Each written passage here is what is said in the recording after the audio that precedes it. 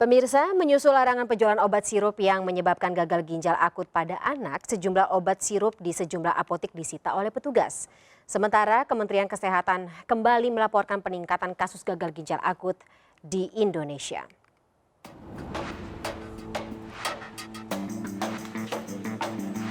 Polda Sumatera Utara menyita ribuan obat sirup dari sejumlah apotek dan pabrik di wilayah Sumatera Utara. Tim gabungan Polda Sumatera Utara, Bareskrim, dan Balai POM ini melarang peredaran obat sirup hingga hasil penelitian terhadap obat tersebut keluar. Tim gabungan juga melakukan razia ke pabrik obat dan memberikan garis polisi pada sejumlah apotek.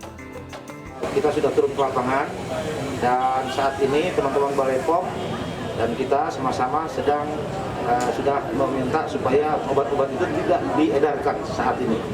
Sampai dengan nanti hasil penelitian kembali dari pusat apakah itu diizinkan atau tidak. Tetapi surat peringatannya sudah ada dan kita sudah berkoordinasi dengan pihak perusahaan, dan untuk itu pada kesempatan ini juga saya menghimbau tadi pada rapat, saya minta teman-teman Balai POM bersama-sama dengan kita nanti akan turun ke lapangan.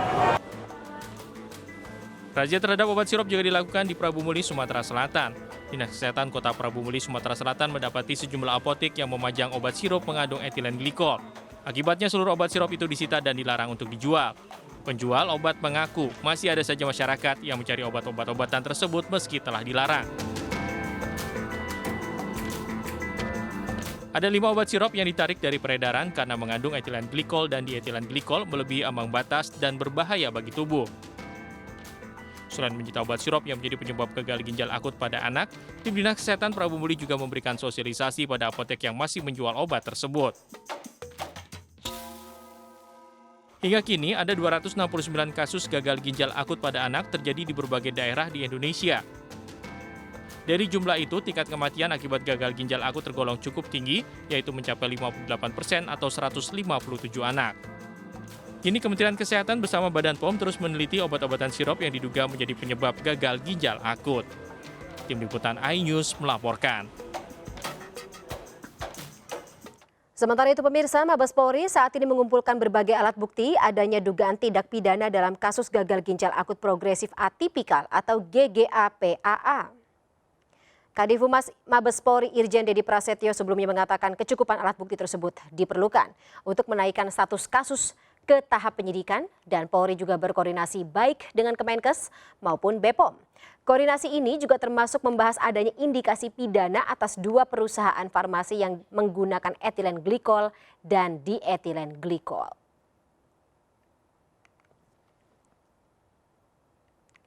Pemirsa, kasus gagal ginjal akut progresif atipikal atau GGAPA di Indonesia ini tidak hanya melahirkan kekhawatiran bagi para orang tua.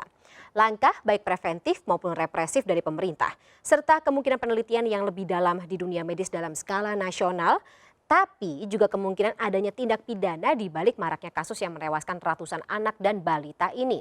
Tidak hanya Polri yang bergerak saja pemirsa, Ombudsman Republik Indonesia juga sebelumnya sempat menyebut kemungkinan adanya sanksi pidana bagi perusahaan farmasi yang memproduksi obat sirup mengandung bahan penyebab kasus GGAPA. Kita bahas lebih dalam sore hari ini bersama para narasumber yang sudah hadir bersama saya. Saat ini lewat sambungan Zoom ada juru bicara Kementerian Kesehatan Republik Indonesia Muhammad Syahril dan anggota Ombudsman Republik Indonesia Robert Naendi Jaweng. Selamat sore, saya sapa terlebih dahulu Bapak-bapak. Sore Pak Pandi, sore Pak Saril, ketemu Pak lagi Pak Robert, Saril. urusan saya dari Ombudsman tadi. Iya Pak, baru ini Pak. Iya. Dalam satu hari yang sama dialognya 2-3 kali seperti itu ya Pak Syahril, Pak Robert ya. Kalau begitu saya ke Pak Syahril terlebih dahulu sebelum kita mulai pembahasan terkait dengan isu yang sedang beredar saat ini Pak Syahril. Saya ingin tanyakan terlebih dahulu soal perkembangan penanganan kasus dari gagal ginjal akut pada anak sejauh ini seperti apa? Ya, jadi kita tetap melakukan 2 hal, satu pencegahan, yang kedua pengobatan. Pencegahan yaitu dengan cara surveillance dan juga tetap mengawal larangan penggunaan obat yang sirup yang ada indikasi kandungan etilen glikol. Itu bersama-sama kita ya dengan BPOM dan seluruh instansi yang terkait. Yang kedua, untuk pasien yang sudah sakit, kita melakukan pengobatan di samping dengan hemodialisa yang sudah gagal ginjal, juga ada obat antidotum Mbak ya, atau zat penawar yang sudah kita datangkan dari Singapura maupun Australia. Yang Fomipizole itu ya Pak Syahril ya? Kenapa? Fomipizole itu ya? Ya. Sudah datang ya Pak? Sudah. Jadi ada 46 yang sudah datang, yang sudah dipakai di RSCM sebagai rumah sakit rujukan nasional, dan juga didistribusikan ke rumah sakit yang memang sedang merawat pasien tersebut. Oke, jadi totalnya ada berapa sekarang Pak file Fomipizole ini? 46 ya yang sudah datang, dan insya Allah sudah akan dijanjikan datang di awal November, yaitu dari Takeda ya, sebanyak Jepang. 200 file. Oke, kalau boleh tahu Pak Syahril, anggaran negara yang digunakan untuk membeli antidotum ini berapa ya? Kalau jumlahnya saya kurang tahu persis, tapi sudah disanggupi oleh Kementerian Kesehatan atau pemerintah bahwasanya bukan hanya pengobatan ya, perawatan ya Pak Robert ya, pasien gagal ginjal, tapi termasuk obat antidotum ini. Semuanya gratis ya. Baik. Pak Syahril, kita juga akan bahas terkait dengan kemungkinan adanya pidana atau katakanlah pihak yang akan bertanggung jawab secara pidana dalam kasus gagal ginjal akut pada anak ini, karena Mabes Polri sendiri katanya sudah bergerak untuk mencari atau mengumpulkan alat-alat bukti. Pak Syahril sendiri juga sudah katakanlah diajak untuk berkoordinasi ya dengan Mabes Polri, Kemenkes, Ya, dari Kemenkes. saya kira iya sama ya, kita BPOM itu berkoordinasi dalam rangka yang proporsional ya.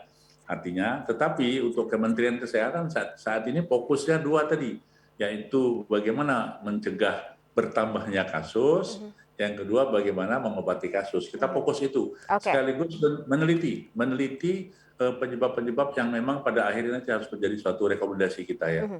Baik Pak. Pak Syahril, saya ke Pak Robert sekarang. Pak Robert, dari Ombudsman sendiri tampaknya memang sudah atau selama ini memang sudah memantau ya bagaimana penanganan kasus gagal ginjal akut sejauh ini baik oleh Kemenkes, BPOM dan juga stakeholder terkait. Tapi kemarin Ombudsman menyebut bahwa ada kemungkinan perusahaan farmasi yang akan melakukan pertanggungjawaban secara pidana atau dihukum seperti itu. Ini bisa dielaborasi lebih lanjut Pak Robert? Ya, terima kasih Mbak. Kebetulan tadi juga sudah rapat koordinasi dengan Pak Syahril ya dari Kementerian Kesehatan, kemudian juga Badan POM. Kita mencatat ya progres yang cukup signifikan ya dari sisi pemerintah dalam merespon kasus yang ada. Tetapi tentu Ombudsman mencatat bahwa ada hal-hal yang masih perlu ditindaklanjuti dalam kerangka perbaikan ke depan ya, yang kami sebut dengan accountability atas potensi atau dugaan, ini masih dugaan maladministrasi yang kita lihat gitu. Nah, dalam kacamata Ombudsman memang akuntabilitas itu terbagi dalam 3 dimensi nih Mbak Fani. Satu, akuntabilitas kinerja dalam artian perbaikan kinerja ke depan, dan tadi Pak Syahril sudah sampaikan untuk Kementerian Kesehatan akan fokus pada 2 pekerjaan. Satu, bagaimana mencegah tidak meluasnya kasus atau bertambahnya kasus, dan kedua mengobati. Jadi inilah yang kita minta dengan akuntabilitas kinerja, perbaikan kinerja. Nah, kemudian kedua adalah akuntabilitas atau pertanggungjawaban secara administratif. Jadi setelah akuntabilitas kinerja dalam artian perbaikan kinerja ke depan, yang administratif ini khususnya sebenarnya di Badan POM, di mana sesuai dengan tugas pokok dan kewenangan bahkan dari Badan POM, mengawasi secara administratif dan memberikan sanksi administratif kepada perusahaan-perusahaan yang memproduksi obat yang kita hari ini sebut sebagai obat yang mengandung senyawa yang berbahaya itu, yang kita belum lihat sejauh mana kemudian sanksi itu dilakukan. Nah, yang kita dengar adalah justru Badan POM itu akan bersama dengan pihak kepolisian tentu saja, mungkin dalam posko bersama atau apapun bentuk koordinasinya, untuk kemudian menindaklanjuti ini secara hukum ya, unsur pidananya mungkin akan kelihatan di sana. Jadi biarkanlah, saya kira berbagai pihak itu bekerja sesuai dengan ranahnya masing-masing ya. Pidananya itu tentu aparat penegak hukum.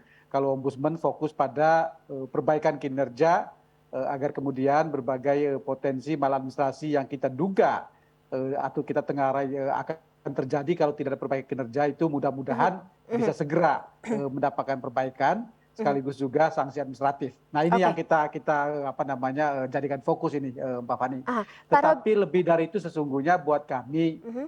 yang depan mata adalah bagaimana pengawasan di lapangan, gitu ya. Nah. Khususnya bagaimana menggerakkan dinas-dinas kesehatan di daerah, karena mereka Oke. inilah yang garda depan, yang mengerti situasi lapangan, agar obat-obat itu tidak saja berhenti produksinya, tetapi juga berhenti distribusinya. Ya, Nah, ya, ya. siapa yang bisa mengawasi pada tingkat eceran, misalnya kios-kios, warung dan sebagainya, Yang suka maupun juga luput yang dari pantauan ya. betul, yang luput dari pantauan, dan Nah. ini adanya bukan di Pulau Jawa, yang kita takutkan ini ada di Kalimantan, di Sumatera, mungkin juga di timur Sulawesi sana. dan ya Nah, Indonesia Timur. bagaimana kemudian pengawasan ini lewat sidak atau apapun metodenya Oke. untuk kemudian bisa memastikan obat-obat itu tidak lagi kemudian beredar dan dikonsumsi oleh masyarakat. Oke, Pak Robert, sebelum saya akan bahas terkait dengan pernyataan BPOM terkait dengan tadi ya ada pihak yang tampaknya akan bertanggung jawab secara pidana. Kalau menurut dari atau kacamata Ombudsman sendiri melihat bagaimana BPOM bekerja atau BPOM menangani kasus gagal ginjal akut pada anak ini seperti apa? Ada evaluasi tersendiri atau khusus?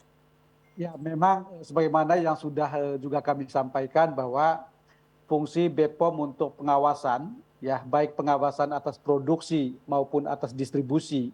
Dan di distribusi ini kan ada pre-market control dan ada post-market control.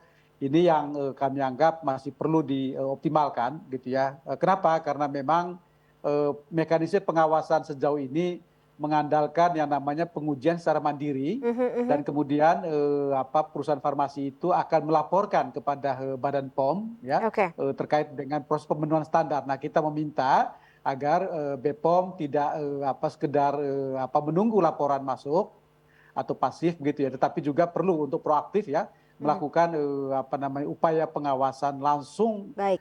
tanpa harus tunggu laporan, atau bahkan pada tingkat tertentu kalau memang itu dimungkinkan secara kapasitas kompetensi, itu kemudian uji petik terhadap beberapa perusahaan ya. Itu saya tahu standar internasionalnya belum ke arah sana, tetapi kalau memang Badan POM itu punya kapasitas itu bagus juga. Jadi tidak semata menunggu laporan karena mekanisme uji mandiri tadi, tetapi juga tindakan-tindakan proaktif agar ke depan tidak lagi berulang terjadi kejadian atau kasus yang sama. Gitu. Baik, baik.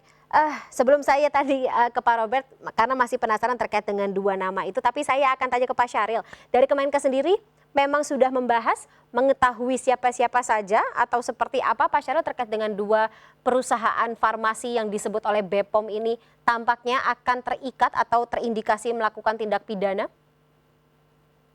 Seperti yang saya sampaikan tadi, Mbak, jadi Kementerian Kesehatan itu tidak pada posisinya. Tapi mengetahui, Pak, ada informasinya. Ya, kita kan itu sudah dipublish kan, sudah dipublish, kita tahu, tapi kami tidak akan masuk ke sana karena kami betul-betul seperti yang disampaikan oleh Pak Robert harus fokus menangani pencegahan sekaligus pengobatan agar tidak bertambahnya kasus yang ada. Soal sanksi ada di ranah siapa?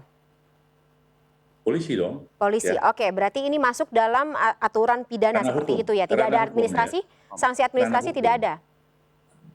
Nah makanya tadi kalau masalah ini kan tergantung nanti secara proporsional saja. Oke. Apakah ada pidana, apakah dia perdata atau administrasi, saya kira sudah ada aturan main yang sudah dibuat oleh dalam penjagaan tersebut. Kalau Ombudsman sendiri, apakah memang sudah tadi dibahas ya, berarti mungkin ya oleh dalam pertemuan antara Ombudsman, Kemenkes dan juga BPOM ya, Pak Robert. Tapi tahan dulu jawaban Pak Robert. Kita akan bahas lebih lanjut pemirsa di segmen berikut ini. Tetap bersama kami dalam MNC News Now.